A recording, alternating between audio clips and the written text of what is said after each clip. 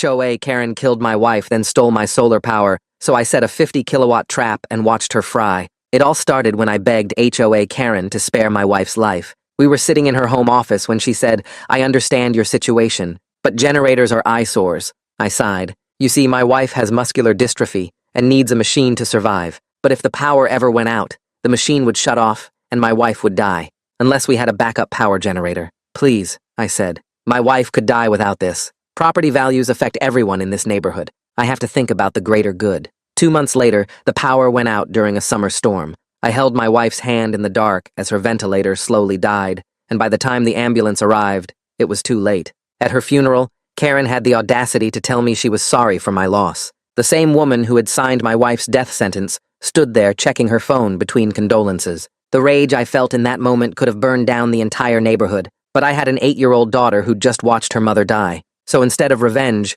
I chose something else. I chose to never let it happen again. For 2 years, I became obsessed. Every weekend, every paycheck went into building a solar battery system that could never fail and always keep my power on. It was around this time that I woke up to Karen knocking on my door. "That's quite the setup you have," she said, trying to peer around me into the house. "Must have cost a fortune." "It did," I said flatly. "Seems like overkill for one family," she continued. "All those batteries just sitting there. Have you thought about sharing with the community during outages?" "No," I said, and closed the door. Then my monitoring app started showing something strange. Every night at around 2 a.m., my battery levels would drop significantly, way more than our normal usage. That's when I found it. A heavy-duty cable, buried shallow along my fence line, leading straight to Karen's property. This same woman who had literally let my wife die, was now stealing the power I'd installed to protect my family. I went inside and pulled up the detailed logs. She'd been stealing from me for 3 weeks. Every single night, like clockwork, draining 30 to 40% of my battery capacity. The data showed she was running her hot tub, her wine fridge, even charging her Tesla. Thousands of dollars worth of equipment meant to keep my family safe, and she was using it for her luxury items. The next morning, I knocked on her door with the evidence. I thought maybe, just maybe, seeing it all laid out would make her realize what she'd done. I even offered to let it slide if she'd just stop and pay me back for what she'd taken. She looked at the papers, looked at me, and actually laughed. "You really think I'm paying you for sunlight?" she said. "The sun belongs to everyone." Then she slammed the door in my face. That's when I knew this wasn't going to end with reason or fairness. So I spent 3 nights in my workshop, designing something special. A decoy charging port rigged with variable voltage. Nothing lethal, just enough to fry whatever got plugged into it. I even put up a bright yellow sign, "Private grid, do not use." I knew she'd ignore it. While I worked, Karen was busy spreading poison. My daughter came home from school crying because Karen's granddaughter said her mommy was a liar. That night, as I held her and promised everything would be okay, I made the final connections. The next morning, a violation notice appeared in my mailbox. Karen had scheduled an emergency HOA meeting at her house to vote on mandatory power sharing. The date she picked? The 3-year anniversary of my first wife's death. When the night arrived, I watched through my security cameras as her house blazed with stolen power. At 7 p.m., I sat at my control panel. My finger hovered over the discharge regulator. I thought about forgetting it. Then I thought about my daughter asking if the bad lady would hurt her new mommy too. I pushed the button. 50 kilowatt hours of chaos flooded her jerry-rigged system. Her house lit up like lightning, then died. Every circuit fried in a cascade of failure. First came silence. I expected screams to follow, but they never did. I waited 10 minutes before walking over, and when I knocked on her door, I saw something I never expected. Turns out, I had gone too far. I stood on Catherine's porch with my heart pounding so hard I could feel it in my throat. The smell of burnt plastic and ozone hung in the air like a warning I should have listened to hours ago. Around me in the darkness, confused HOA meeting people were walking around with their phone flashlights, talking in low voices and pointing at Catherine's house. The silence I expected never came. Instead, there were voices asking what happened, and someone coughing hard somewhere near the front door. I realized with a feeling like ice water in my stomach that I needed to see what my 50-kilowatt surge actually did to her house and to these people. My hands shook as I reached up to knock on the door. I wasn't sure anymore if I was the victim who had every right to protect his property or if I was something much worse. Catherine opened the door, and she looked shaken, but not hurt, which made me feel relief for about 2 seconds. Then I looked past her and saw a scorched electrical outlet near her breaker panel, with black marks spreading up the wall like fingers. The relief flooding through me that no one seemed badly injured got replaced immediately by cold fear when I noticed smoke detectors beeping throughout her house and a thin haze of smoke in the air. The other neighbors were staring at me now. I could see them doing the math in their heads, remembering my big solar system and the fight Catherine and I had been having. Their faces were starting to change from confused to suspicious. Before anyone could start asking me questions directly, I pulled out my phone and called 911 myself. My voice sounded steadier than I felt as I gave them Catherine's address. I explained there was a power surge that damaged the electrical system and we needed emergency services because of fire risk.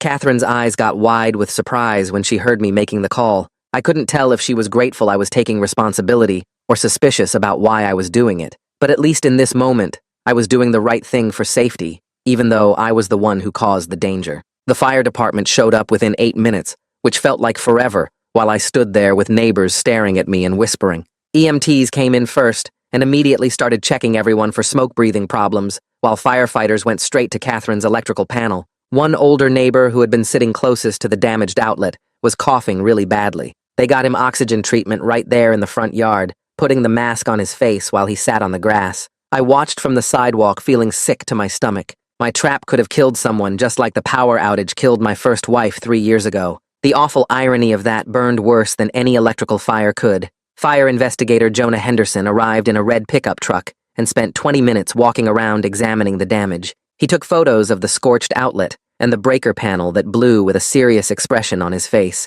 Then he noticed the heavy-duty cable running from outside Catherine's house. He followed it with his flashlight, walking slowly along the fence line until he got to my property. That's when he spotted my bright yellow sign that said, "Private grid, do not use at the connection point." His face got hard as stone when he turned back to look at me standing there. I knew right then that my defensive trap had just become evidence of me deliberately hurting someone instead of just protecting my property. 2 police officers started taking statements from everyone who was there. I watched Catherine point at me while she talked really fast and moved her hands around. I was too far away to hear exactly what she was saying, but I could read her body language. She was talking about sabotage and attempted murder. My stomach dropped like I was falling. This wasn't going to be a simple property fight anymore. This could be criminal charges. When the officer walked over to me with his notebook out, I decided being honest was my only choice now. I admitted straight up that I installed a decoy charging port after Catherine stole power from my system for 3 weeks. I showed the police officer my monitoring logs right there on my phone. The detailed data showed 3 weeks of someone taking power without permission from 2 a.m. every night. It added up to thousands of dollars in stolen electricity. The officer's face changed from suspicious to interested as he scrolled through the timestamps and usage patterns I had documented. But then he asked me about the variable voltage system I rigged up. I had to explain that I deliberately designed it to overload whatever got plugged into it. I watched his face close off again as he understood that I built a trap, knowing someone would set it off. Catherine exploded in front of all the gathered neighbors right there in her front yard. Her voice got high and shrill as she accused me of trying to kill her with electrical assault. She called me unstable and dangerous. She was crying now with real tears of shock and fear running down her face. Several neighbors moved over to comfort her and put their arms around her shoulders while shooting angry looks my way. I wanted to shout about her stealing my power. I wanted to scream about her letting my first wife die by denying our generator request. I wanted everyone to know she scheduled this meeting on the 3-year anniversary of my wife's death on purpose.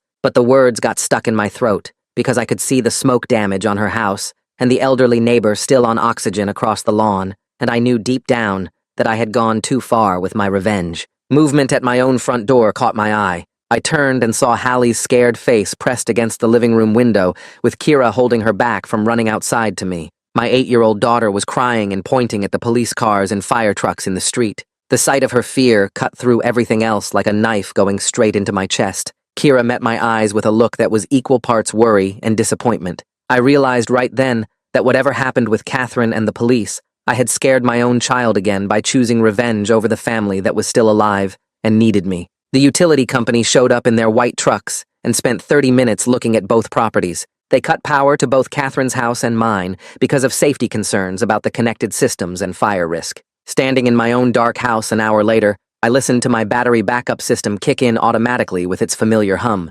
Catherine's house stayed completely dark next door. I felt the bitter irony of being powerless despite all my engineering and all my planning and all my expensive equipment. Kira put Hallie to bed with extra nightlights in her room and didn't speak to me at all. I sat alone in my workshop staring at the control panel that let me push that button. I wondered what the hell I had become. By morning, my phone started buzzing with calls from insurance companies. I sat at the kitchen table with cold coffee while an adjuster from my company asked questions about the electrical surge. I answered everything honestly and told him about Catherine stealing power for 3 weeks. He took notes and said someone would inspect the damage within 48 hours. Then Catherine's insurance company called me too.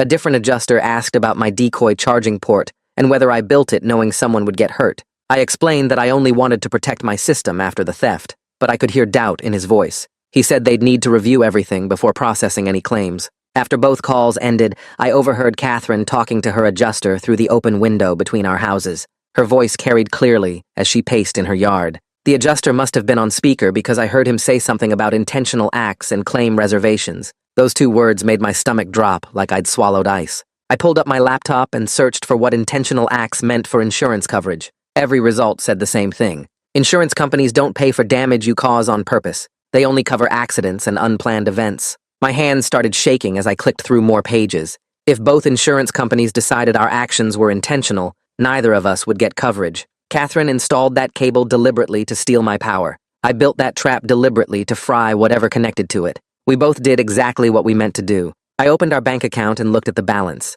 We had about $40,000 saved up over the past 2 years. Most of it was supposed to be for Hallie's college fund. I started doing rough math in my head about electrical repairs. Catherine's house probably needed $15,000 to $20,000 in panel replacement and circuit rewiring. My system might need another $5,000 to $8,000 in safety upgrades and inspections. If insurance denied both claims, we'd be looking at $25,000 to $30,000 out of pocket between us. My share alone could wipe out half our savings. The money I spent 2 years building to protect my family after my first wife died would be gone because I couldn't control my anger for one night. I closed the laptop and put my head in my hands. Kira came downstairs and found me like that. She poured herself coffee and sat across from me without saying anything. I told her about the insurance calls and the intentional acts problem. She nodded slowly, like she'd been expecting this. Then she showed me her phone. The neighborhood HOA group chat had blown up overnight with hundreds of messages. I'd been ignoring that chat for months because it was always full of complaints about lawn heights and parking violations. But now my name was everywhere.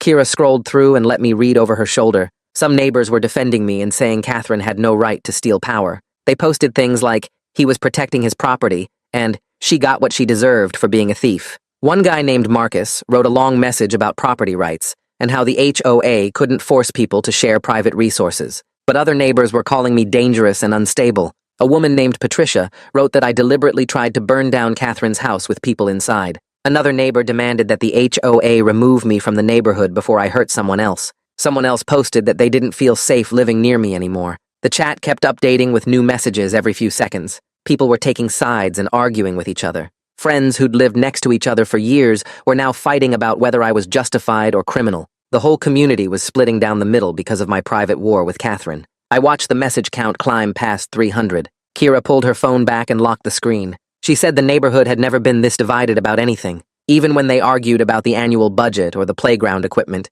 people eventually compromised. But this was different. This was personal, and people were choosing teams. I realized that my revenge against Catherine had stopped being private the moment those fire trucks showed up. Now everyone in the neighborhood was involved whether they wanted to be or not. I spent the entire day in my workshop backing up every piece of data I had. I started with the monitoring logs and downloaded 3 weeks of power usage records showing Catherine's theft. Each file showed timestamps down to the second, battery levels, power draw amounts, and duration. The pattern was clear as day. Every night at 2 a.m., someone pulled 8 to 12 kilowatts from my system for 4 to 6 hours. I saved everything to 3 different USB drives and uploaded copies to cloud storage. Then I pulled the security camera footage from my property line. The cameras had caught Catherine's contractor installing that buried cable 2 months ago. I clipped the relevant sections and saved those files too. My hands felt steadier now that I had a concrete task. This was something I could control with engineering and documentation instead of emotion and rage. I organized everything into folders with clear labels and dates.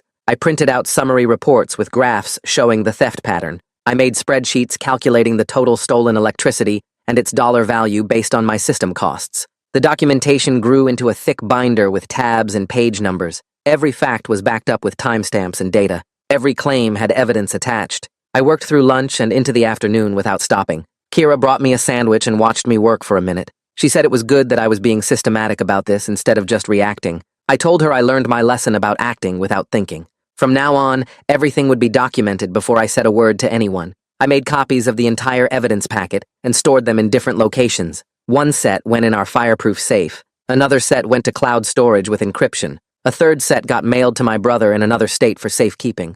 I wasn't going to let anyone claim I didn't have proof, or that I made things up. The monitoring data was solid. The security footage was clear. The timeline was airtight. If this went to court or arbitration or whatever came next, I'd have everything organized and ready. 2 days later, a city truck pulled up in front of my house. A man in a yellow safety vest got out carrying a clipboard and a camera. He knocked on my door and introduced himself as Hao Liu, electrical inspector assigned to investigate both properties. He had a serious expression and spoke in a calm, professional tone. He asked if he could see my solar system and battery setup. I said yes, and led him to the garage where most of the equipment was installed. Hao spent 20 minutes examining everything and taking photos. He asked detailed questions about battery capacity, inverter specifications, and monitoring systems. He wanted to know how the decoy port was wired and what voltage it could discharge. I answered everything honestly and showed him my theft documentation. I pulled up the monitoring app on my phone and walked him through 3 weeks of data showing Catherine's power theft. He studied the graphs and timestamps without any judgment on his face. He just collected facts and took notes. He asked about the yellow warning sign, and I showed him photos of it posted at the connection point. He asked when I installed the decoy port, and I told him the exact date. He asked if I knew someone would trigger it, and I admitted that yes, I built it, knowing Catherine would connect to it. Hao nodded and wrote more notes. There was something calming about his approach after all the emotional chaos. He wasn't yelling or accusing or defending anyone. He was just gathering information and documenting what happened. For the first time since I pushed that button, I felt like maybe there was still a path forward that didn't end in complete disaster. Maybe someone official would see that I was genuinely wronged before I did something wrong in response. Hao closed his notebook and said he needed to inspect Catherine's property next. But first, he needed me to disable the decoy charging port immediately. He said my entire system had to be secured until his investigation was complete. I agreed without argument. We went back to the garage and I started disconnecting the trap I'd spent 3 nights building. It took me an hour to safely remove all the wiring. I had to shut down sections of the battery array and reroute connections to bypass the decoy port completely. With every wire I removed, I felt a strange mix of relief and loss. Relief that I was taking down something dangerous. Loss that my protection was gone. The yellow warning sign came down last. I folded it carefully and stored it in my workshop next to the disconnected port components. They sat there like evidence of temporary insanity, a reminder of the line I crossed between protecting my family and causing harm to others. Hao watched me work and verified that everything was properly disabled. He took more photos and made me sign a compliance statement. Then he left to inspect Catherine's house. Over the next week, I saw Hao's truck parked at Catherine's place multiple times. He spent hours tracing that buried cable from my property line all the way to her breaker panel. I watched through my window as he measured and photographed every foot of it. He dug up sections to examine the installation quality. He took samples of the wire and documented the gauge and capacity. By Friday, he came back to my house with his findings. He showed me photos on his camera of the cable running underground across the property line. Clear evidence of unauthorized electrical connection installed without any permits or safety inspections. The cable was buried only 6 inches deep in some places, way too shallow for that voltage and amperage. Catherine or whoever she hired had done a dangerous amateur job. Hao said the connection violated multiple electrical codes and created serious fire risk even without my trap. The vindication I felt was real, but hollow. Yes, she stole from me. Yes, she did it dangerously. Yes, I had proof. But my response still put people in danger, and that truth wouldn't go away no matter how justified my anger was. Being right about her being wrong didn't make my trap any less reckless. Hao came back the next Monday and asked to see my monitoring logs again. This time, he brought his laptop and spent 2 hours analyzing the data. He pulled up my logs and cross-referenced them with the cable capacity he'd measured. He built calculations showing that Catherine was drawing 8 to 12 kilowatts every night for 3 weeks. He mapped out her usage patterns and compared them to typical household consumption. The numbers told a clear story. Someone was running major appliances and luxury items on my power. Hot tub heaters, wine fridge compressors, vehicle charging, all the high-draw equipment that costs serious money to run. Hao established clear chain of custody for all the data. He made me sign statements about when I first noticed the theft and when I installed monitoring. He treated my documentation like evidence in a court case. He asked about my backup procedures and data integrity. He verified timestamps against my security camera footage. Watching him work made me feel a spark of hope. Maybe the facts would matter. Maybe someone official would see the full picture instead of just the explosion. Maybe there was still a way to show that I was wronged first, before I crossed the line. The following Wednesday, Hao came back with official paperwork. He handed me a citation for installing an unsafe device intended to cause property damage. The form listed specific code violations and included a fine amount of $3,500. It had a mandatory compliance deadline of 30 days to complete safety upgrades. My name was printed right there on an official city violation notice. Seeing it in writing made everything real in a way the police statements hadn't. I asked How if Catherine got cited too. He said yes. She received citations for unauthorized electrical connection and power theft. Her fine was $5,000 with the same compliance deadline. We were both wrong. We both violated codes and safety standards.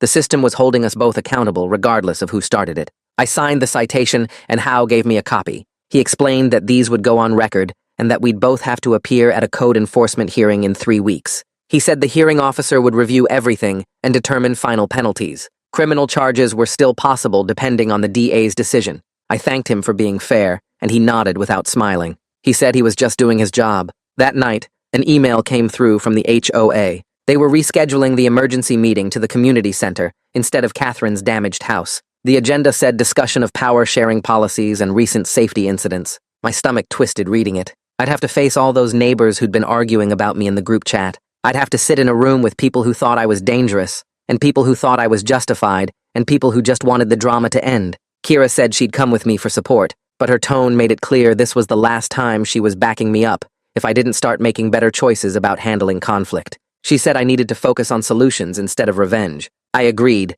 because I didn't want to lose her too. The next morning, my phone rang with a number I didn't recognize. I almost didn't answer, but something made me pick up.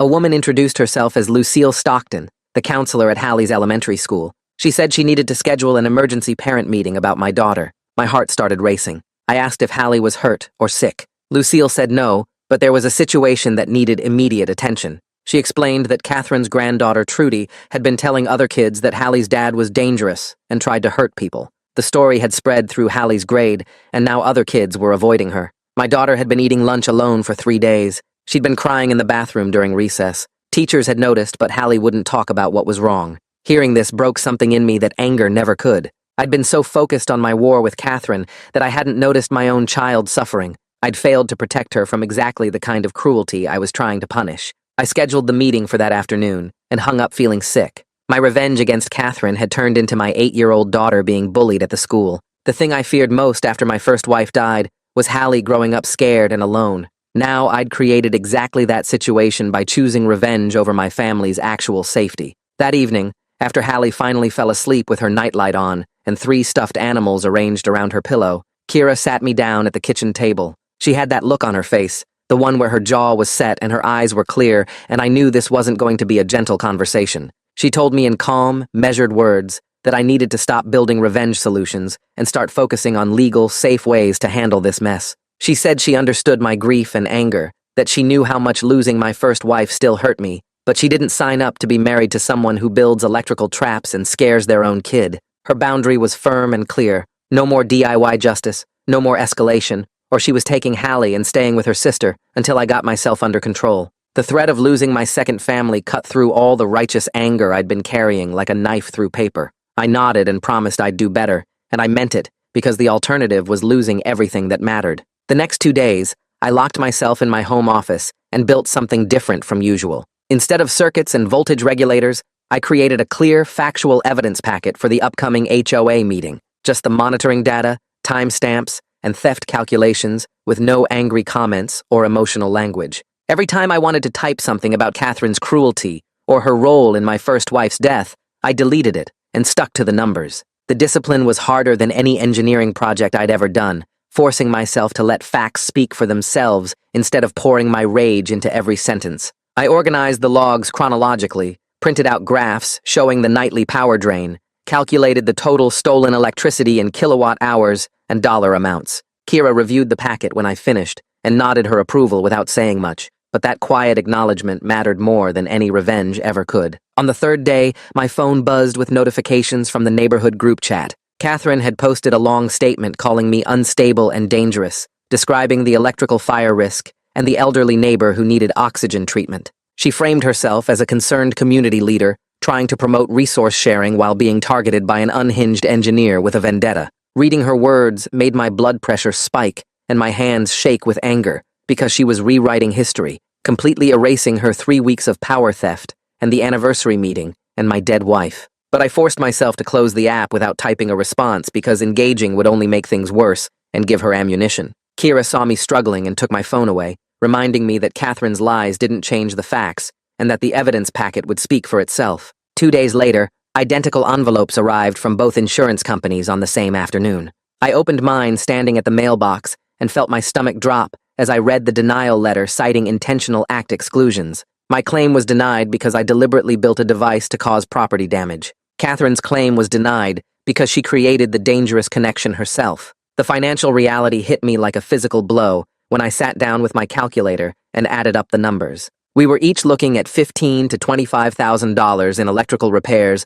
with zero insurance coverage. Our savings account, the one we'd been building for Hallie's college fund, was suddenly the only way to pay for this disaster. I had to walk into the kitchen where Kira was making dinner and tell her that my revenge just cost our daughter's education. She put down the knife she was holding and stared at me for a long moment before asking how much. When I told her the estimate range, she closed her eyes and leaned against the counter without saying anything for a full minute. Licensed electrician Harvey Morrow showed up the following Monday morning with his clipboard and voltage tester. He spent 2 hours examining both properties, taking measurements and photos, checking every outlet and breaker. When he finally gave us the quotes, I wanted to throw up right there in my driveway. Catherine needed a complete panel replacement and rewiring of all her damaged circuits for $22,000. I needed safety upgrades and inspection certifications for $8,000. Harvey explained that the power surge created cascading damage through Catherine's electrical system, frying multiple circuits and melting insulation in ways that would take weeks to fully repair. He was professional and factual about it, not judging either of us, just laying out the technical requirements and associated costs. Standing there looking at those numbers printed on his official estimate forms,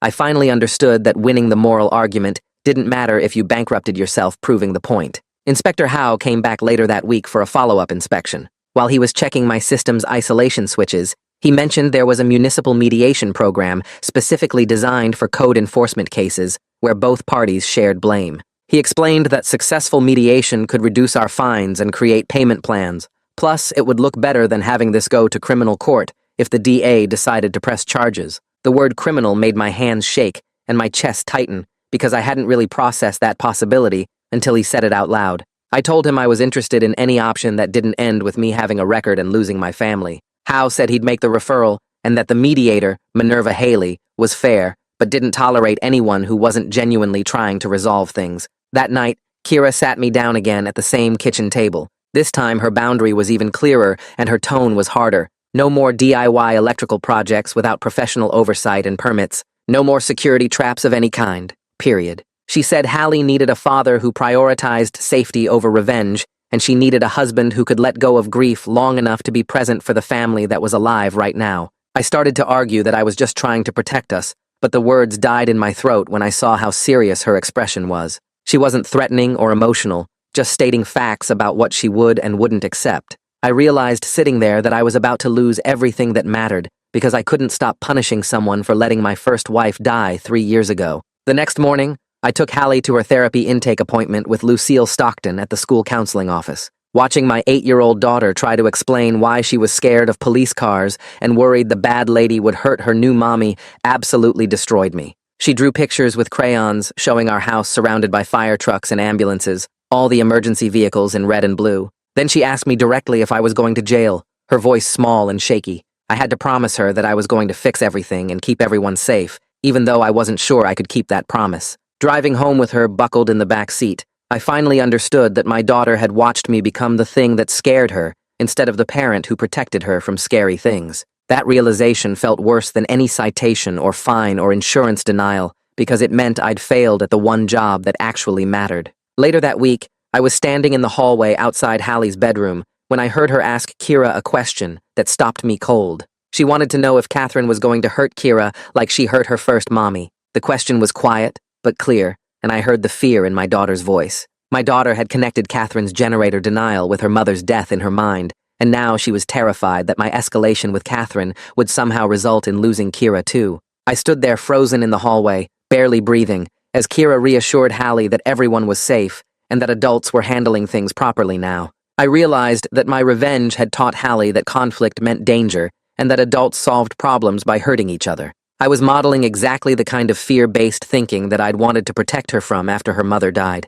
That night I couldn't sleep, just stared at the ceiling in the dark while Kira breathed steadily beside me. I understood that I'd become my daughter's source of trauma instead of her safe place, and that truth was harder to face than anything else that had happened. My phone buzzed around midnight with a message from Cyrus Olson, one of the HOA board members I'd barely spoken to before all this started. He sent me screenshots showing Catherine's messages in a private board chat from 2 months earlier, long before she ever stole my electricity. The messages proved she'd been planning the mandatory power-sharing vote for months, deliberately scheduling it for the anniversary of my wife's death as a power play to assert her authority. The vindication felt good for about 30 seconds as I read through her calculated cruelty laid out in her own words. But then I set my phone down and looked at the dark ceiling again, and I realized that having proof Catherine was terrible didn't undo the damage I'd caused or fix my daughter's nightmares. Being right about Catherine's cruelty didn't make my response any less dangerous or my daughter any less scared. The screenshots were just more evidence that we'd both been wrong,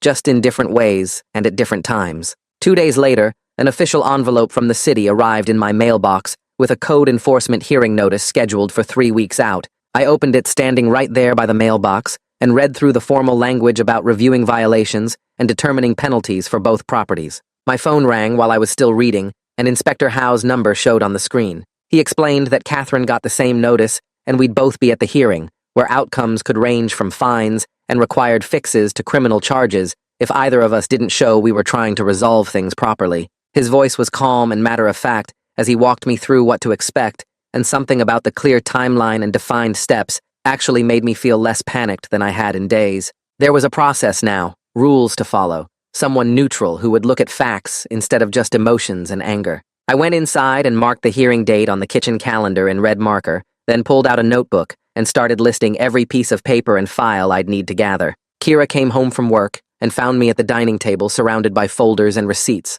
and I showed her the notice without saying anything. She read it twice, set it down carefully, and asked what we needed to do to prepare. That night, I stayed up until 2 in the morning making lists and organizing files like I was studying for the biggest test of my life, because in a way, I was. The school situation shifted about a week later when Hallie came home from lunch and told me that Trudy had said sorry to her in the cafeteria. My daughter's voice was quiet when she explained it, like she wasn't sure if she should believe it or if it was some kind of trick. She said Trudy had walked up to her table where she was sitting alone and apologized for saying mean things about me, then walked away before Hallie could even respond. I asked if any teachers were around, and Hallie nodded, saying the lunch monitor had been standing nearby watching the whole thing. That same afternoon, Lucille called me to report that the bullying had stopped and the school was monitoring both girls to make sure it stayed that way. She said Hallie seemed less tense in class and was starting to participate more in group activities instead of keeping to herself. Hanging up the phone, I felt a small weight lift off my chest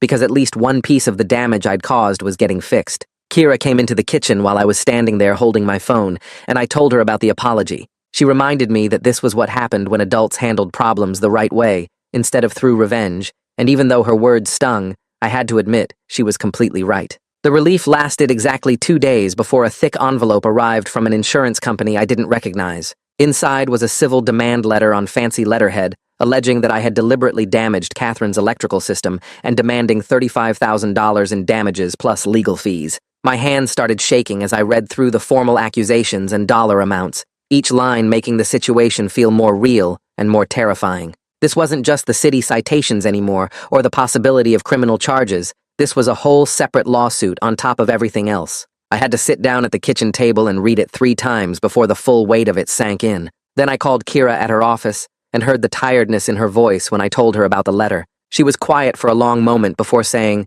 "We needed to find a lawyer," and I could hear other people talking in the background at her workplace. I realized, sitting there alone in our kitchen, that I'd dragged my whole family into a legal nightmare that could take years, and tens of thousands of dollars to resolve, all because I couldn't accept that sometimes bad people get away with bad things, and you just have to protect yourself and move forward. After we hung up, I sat there staring at the demand letter until the words blurred together, thinking about how much easier it would have been to just install proper security equipment instead of building a trap.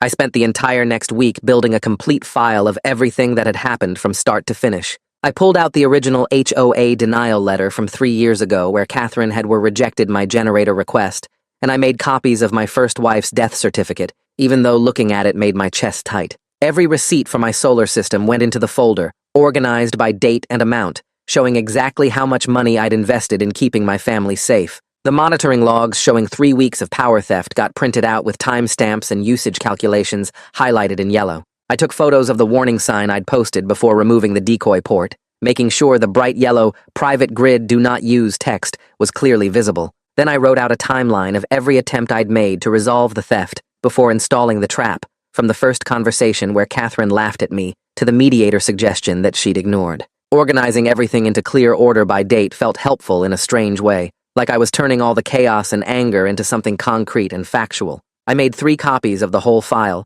one for the code hearing, one for the mediator whenever that got scheduled, and one for whatever lawyer we ended up hiring. Each evening I practiced explaining the whole situation out loud to Kira, trying to keep my voice calm and stick to just the facts without sounding like someone obsessed with revenge. Inspector Howe came back for a follow-up inspection on a Thursday morning and spent 2 hours walking me through proper ways to protect my solar system. He showed me transfer switches that would prevent any backfeed into other properties, isolation meters that would track exactly what power went where, and lockable panels that would physically prevent anyone from connecting to my system. Each option he explained patiently, drawing diagrams in his notebook and pointing out which parts of my current setup were dangerous versus which were just inefficient. He showed me how to add tamper alarms that would alert me if anyone tried to access the system but wouldn't discharge dangerous voltage at them. Watching him work and listening to his explanations, I understood that this was what I should have done from the very beginning, instead of spending 3 nights building a trap in my workshop. The professional solutions he recommended cost more money and wouldn't give me the satisfaction of catching Catherine in the act, but they were legal and safe and wouldn't land me in court or destroy my marriage. I took detailed notes on everything he suggested and asked questions about installation requirements and permit processes. Before he left, he gave me a list of licensed contractors who could do the work properly, and he reminded me that having code-compliant security would look good at the hearing. I thanked him and meant it, because he was treating me like someone who'd made a mistake rather than like a criminal, and that small bit of respect made me want to actually do better. That evening, Kira surprised me by sitting down at the kitchen table with her laptop and a stack of printed articles about community power systems. She'd been researching while I was organizing my legal files, and she had an idea that made me stop and actually listen instead of just preparing my defense. She proposed that we pitch a community backup power program at the next HOA meeting, a voluntary system where neighbors could sign up to share emergency power during outages with proper safety equipment and training. She showed me technical requirements she'd found and liability protections that would keep everyone safe, presenting the whole thing as a way to turn the disaster into something that actually helped people. Her plan had details about opt-in participation and safety classes and proper electrical isolation, everything that Catherine's mandatory sharing vote had been missing. I sat there looking at her research and feeling amazed that she could see past all the conflict and anger to find an actual constructive solution. She'd been the adult in our marriage for months, while I was stuck replaying my first wife's death and planning revenge, and I was just starting to realize how much I'd been failing as a partner. The plan gave me something positive to focus on, instead of just defending myself and counting down to the hearing, and I told her I'd help however she needed. The next few days, I dove deep into researching how other neighborhoods had actually made shared power systems work, without anyone getting hurt or sued. I found case studies from places that had set up community microgrids with proper engineering and clear rules about who could use what and when. The revenge story that had been driving me for 2 solid years started to fade as I got genuinely interested in designing something that could help everyone instead of just protecting my own family. I sketched out plans for a hub and spoke model where my system could be the central battery bank, but with safety locks and usage monitoring, so nobody could just steal power whenever they wanted. Each house that wanted to participate would need proper transfer equipment and safety training, and there'd be clear protocols for emergencies versus regular use. For the first time since my wife died, I was using my engineering knowledge to build something useful, instead of to hurt someone, and it felt like remembering who I used to be before grief twisted me into the kind of person who rigs electrical traps. Kira would come home from work and find me surrounded by diagrams and calculations, and instead of looking worried, she'd look relieved that I was focused on creation instead of destruction. Once I had all my documentation organized into a complete file, I went down to the police station and filed a formal theft report with copies of everything. The officer who took my statement was professional, but made sure to note that both Catherine and I had committed violations and that my report didn't change what I'd done wrong. He explained that her stealing my power was a separate issue from my dangerous response, and both things could be true at the same time without canceling each other out. She'd wronged me by taking my electricity, and I'd crossed a line by building a trap that could have seriously hurt someone.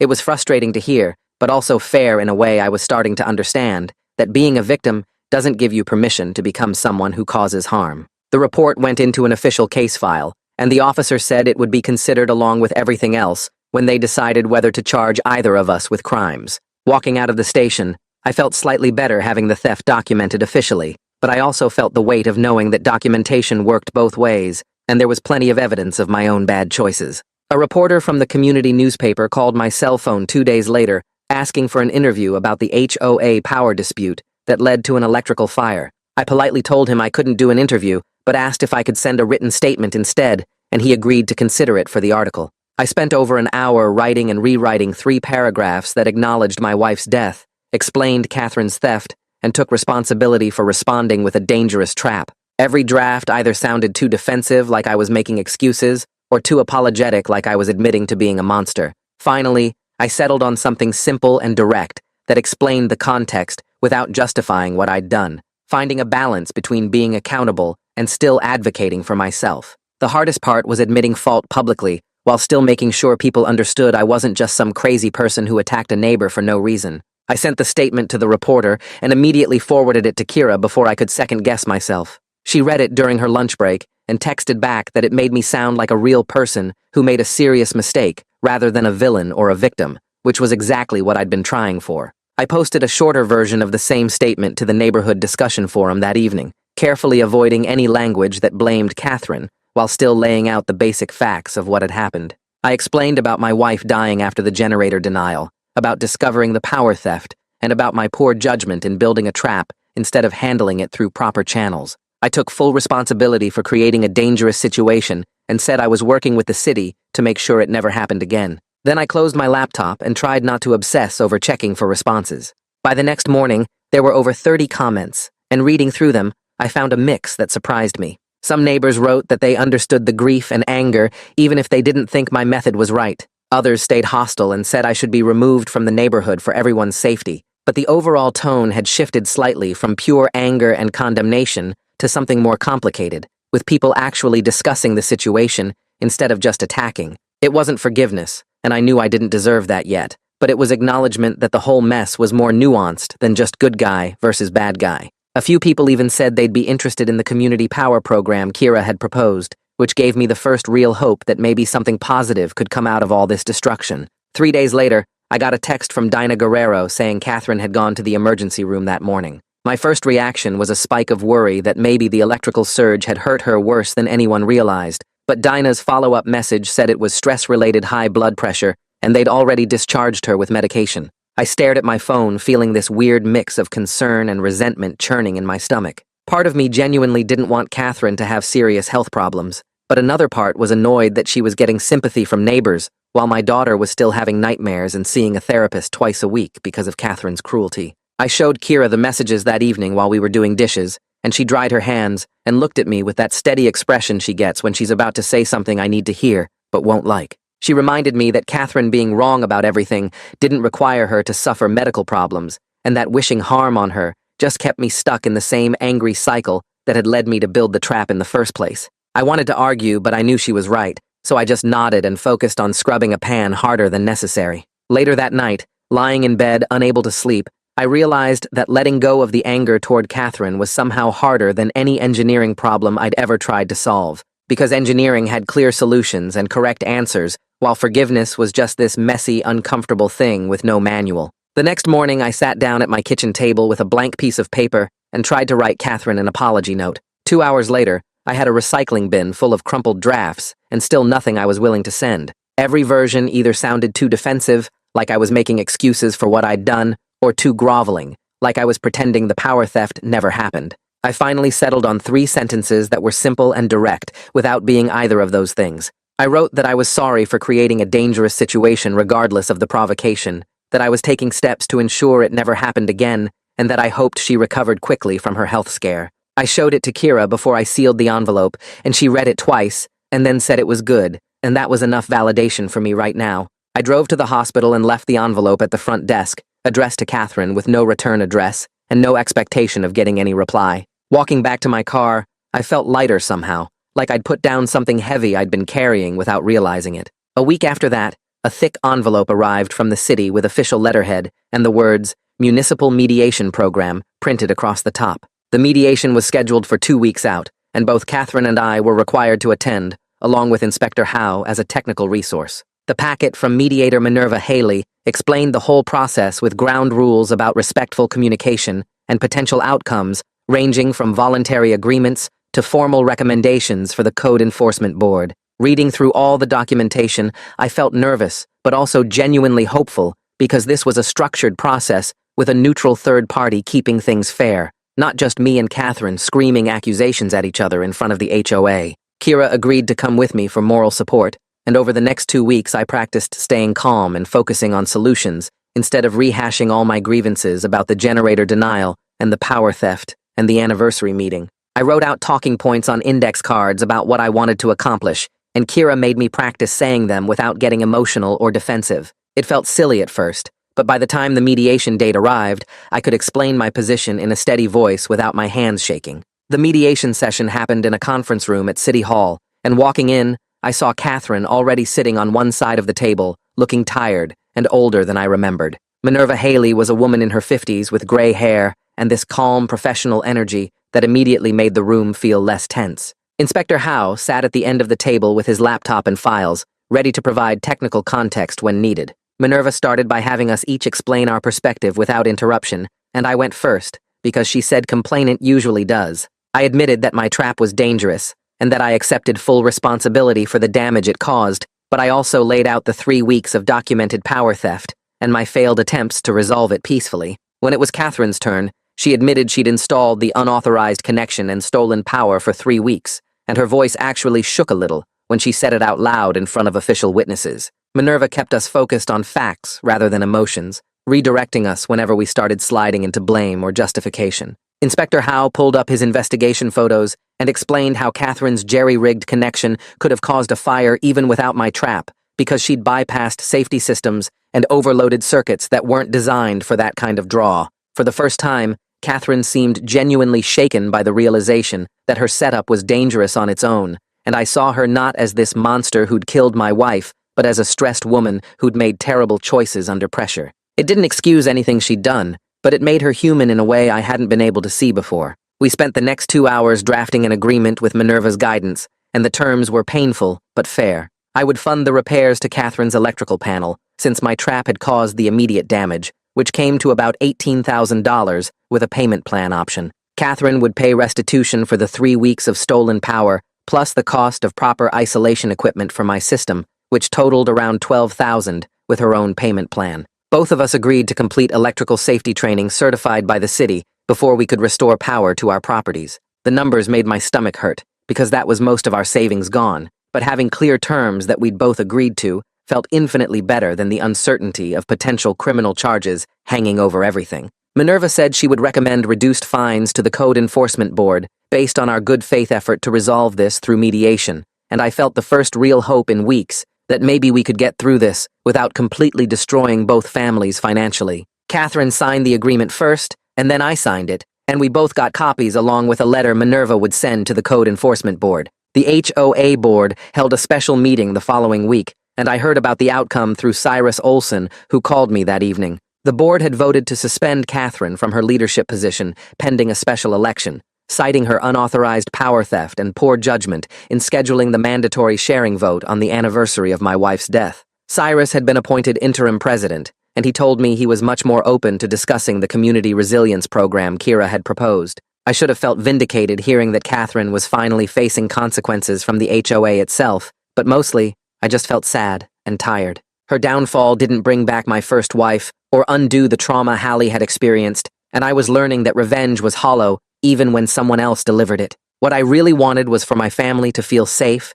and for the neighborhood to have better systems, so this kind of conflict couldn't happen again, and Catherine losing her HOA position didn't accomplish either of those things. I thanked Cyrus for calling and asked him to send me the details about the resilience program discussion. Then I hung up and went to check on Hallie, who was doing homework at the kitchen table. The code enforcement hearing happened 3 weeks after the mediation, and walking into that hearing room, I felt my hands shaking, despite knowing we'd already worked out most of the details. The hearing officer reviewed Inspector Howe's findings and our mediation agreement, and then announced the fines. $3,500 for me, $5,000 for Catherine, both with payment plan options and compliance deadlines for completing all repairs and safety upgrades. Inspector Howe presented his investigation neutrally, just stating facts about code violations and safety hazards without taking sides. The board accepted our mediation agreement as evidence of good faith effort, and the hearing officer said that given our cooperation and the mediation outcome, he wasn't recommending criminal charges to the district attorney,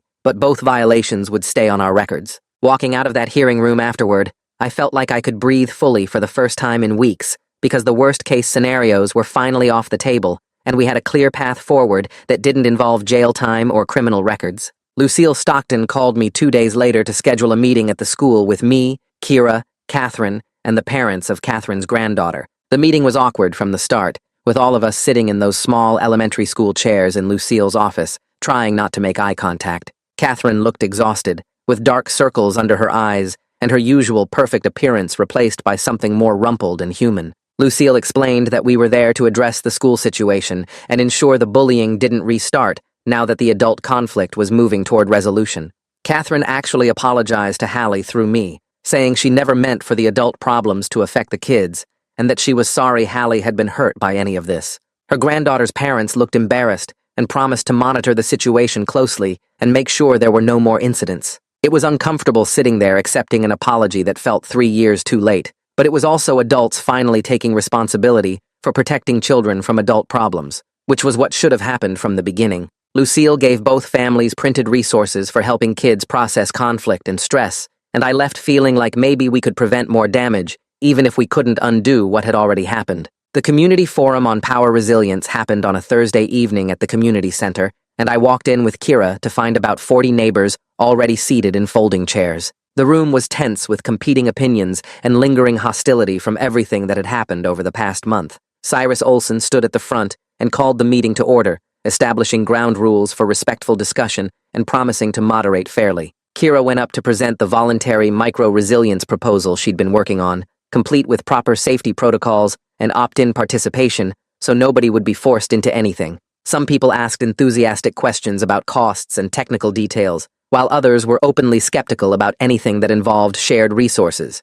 A few neighbors were still hostile to anything I was associated with, and I could see them whispering and shooting looks my way. But people were listening and asking real questions about liability and feasibility instead of just fighting, which meant we were having an actual discussion instead of just taking sides. It was progress, even if it was messy and incomplete and didn't feel like any kind of victory. When Cyrus called on me to speak, I stood up and walked to the front on shaking legs. I told the truth about losing my first wife 3 years ago and explained how grief and fear had turned into an obsession with backup power that eventually twisted into something destructive. I didn't try to justify what I'd done with the trap, but I explained the context of the 3-year anniversary and the theft and the sense of violation and powerlessness that had driven my choices. My voice cracked when I talked about Hallie asking if the bad lady would hurt her new mommy too, and I had to pause and take a breath before I could continue. I saw some faces in the audience soften when I mentioned my daughter, and a few people were nodding like they understood, even if they didn't agree with my methods.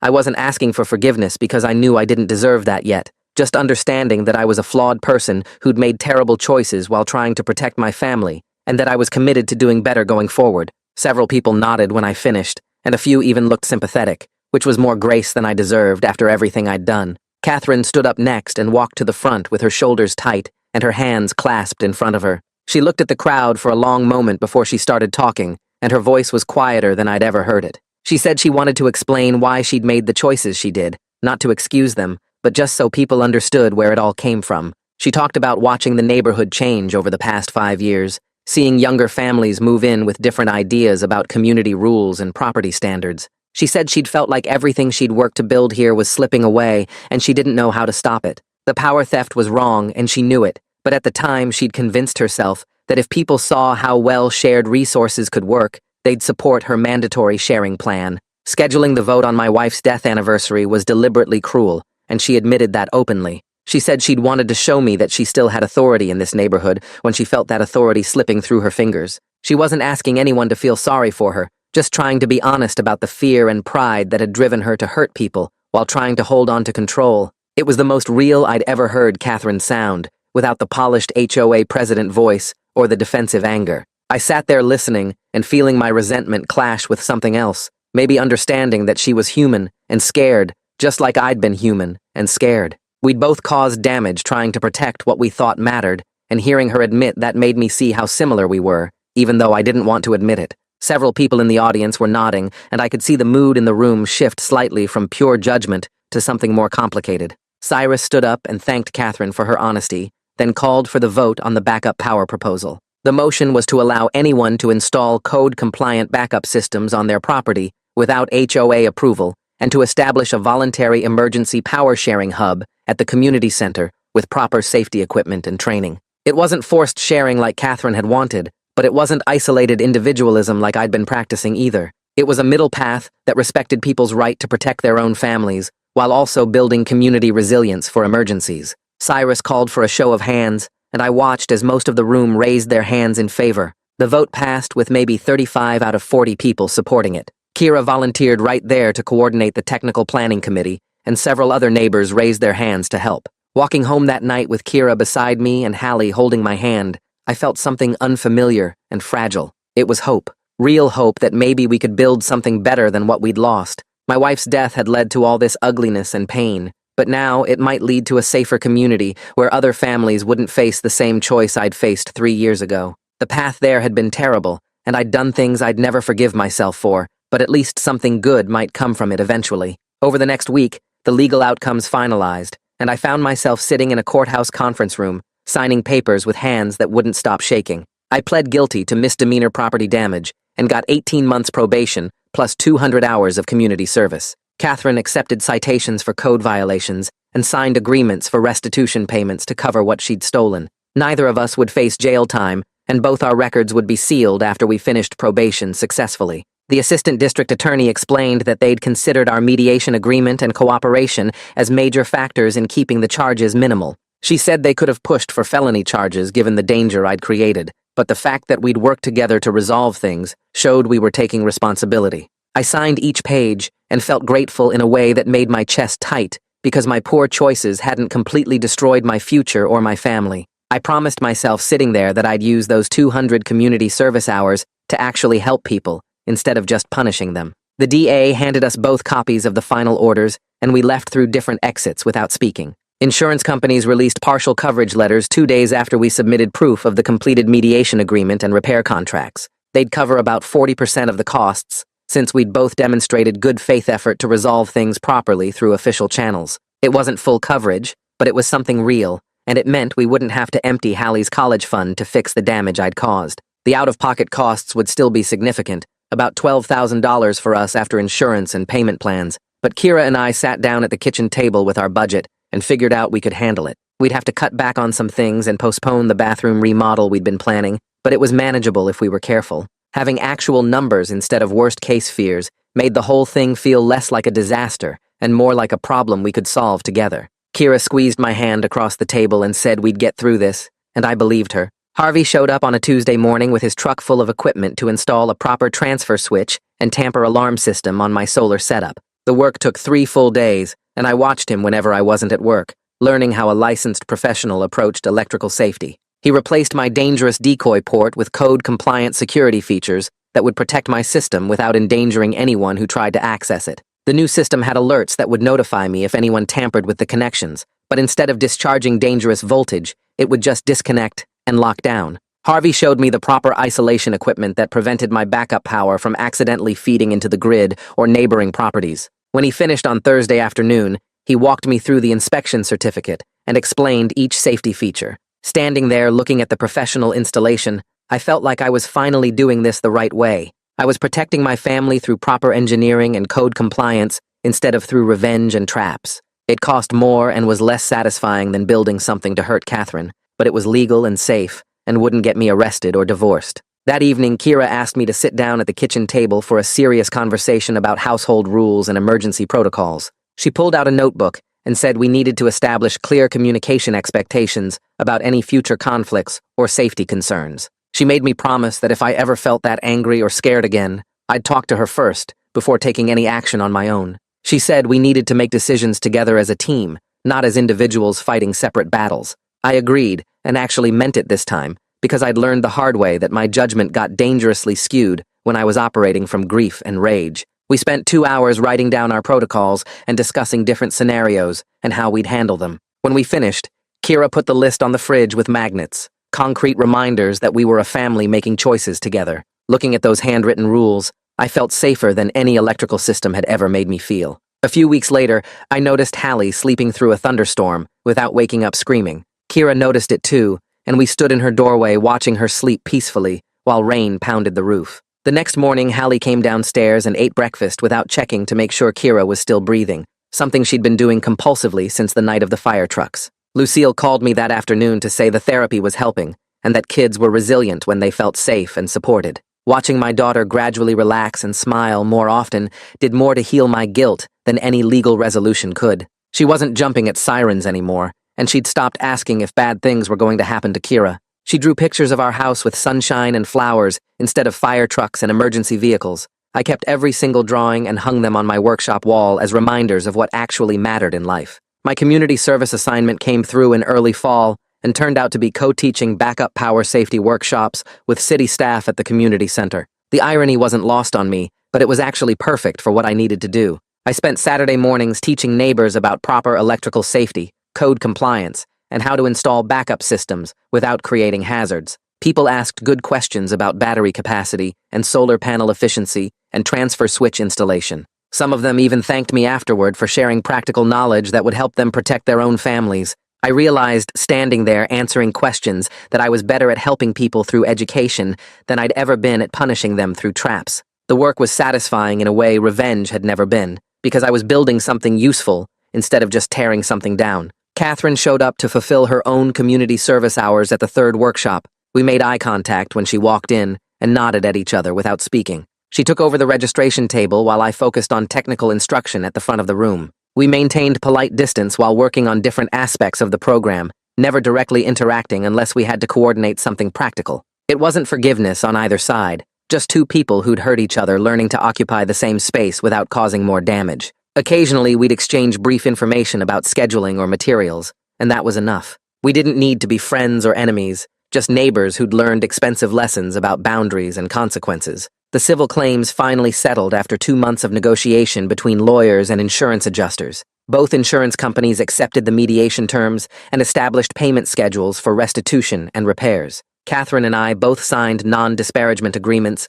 promising not to publicly attack each other or relitigate the conflict in neighborhood forums or social media. My lawyer called to say it was a good outcome given how badly things could have gone, and I had to agree even though signing away my right to complain about Catherine felt frustrating. But I was tired of fighting, and I wanted to focus on my family and the positive community work I'd started. I signed the papers and filed them away in a folder labeled Closed Cases, the official end of our war. The HOA culture gradually cooled over the following months. Some neighbors remained distant, and I doubted they'd ever fully trust me again. But others actively thanked me for the safety workshops and the push for better backup power policies. Dinah stopped me after one Saturday workshop and told me she was installing her own solar system using the guidelines we developed. She said 3 other families on her street were considering it too. The neighborhood wasn't unified and probably never would be, but it was functional, and people were talking about practical solutions instead of just taking sides. I'd accepted that I'd never be popular here, but I could be useful, and that was enough.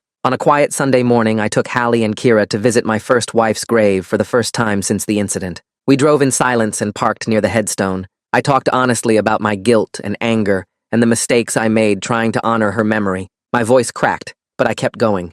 Hallie put flowers on the headstone and said her first mommy would be proud that Daddy was being safer now. She said we were okay and that she loved her. Kira held my hand while I apologized out loud for letting grief turn me into someone who hurt people. I promised to do better at protecting our family through love and proper planning instead of through rage and revenge. Standing there between my past and my future, I finally felt like I could move forward without betraying either one. A brief power outage occurred during a summer storm 3 weeks later. My backup system kicked in smoothly, while the rest of the neighborhood went dark. I texted Catherine the address of the new community power hub as a courtesy. She texted back a simple thank you without any other words. Several other neighbors stopped by the hub to charge phones and medical devices. The system worked exactly as designed. It safely provided emergency power through proper protocols. Watching it function correctly gave me more satisfaction than the revenge ever did, because this actually helped people instead of just making me feel powerful. I gradually turned off the excessive security alerts and monitoring that I'd been obsessing over for 2 years. I trusted the proper safety systems instead of staying in constant watch mode. For the first time since my first wife died, I slept through the night without checking battery levels or reviewing security footage. Kira noticed the change and commented that I seemed calmer. She said I was more present with her and Hallie. She was right. I was finally letting go of the constant worry that kept me in fight mode for 3 years. The house felt safer, not because I had better defenses, but because I wasn't constantly preparing for war. 6 months after pushing that button, I sat in my workshop looking at the control panel that I'd reprogrammed for real safety functions instead of revenge. I understood now that I couldn't undo the harm I caused, but I could learn from it. My first wife died because of someone else's cruelty and bureaucratic indifference. That would always be true and always be unfair, but I almost became the person who causes someone else that same kind of preventable harm. Catching myself on that edge had pulled me back from becoming the villain in someone else's tragedy. Seeing the smoke and the scared neighbors and my daughter's tears had stopped me. The line between justice and revenge was clearer now. It was drawn in scorch marks and citation papers, and my daughter's slowly returning smile. I couldn't fix the past, but I could make sure our house was genuinely safe and our community was stronger. Maybe that was the only kind of resolution that actually mattered. Not perfect endings, but people learning to do better after they've done their worst.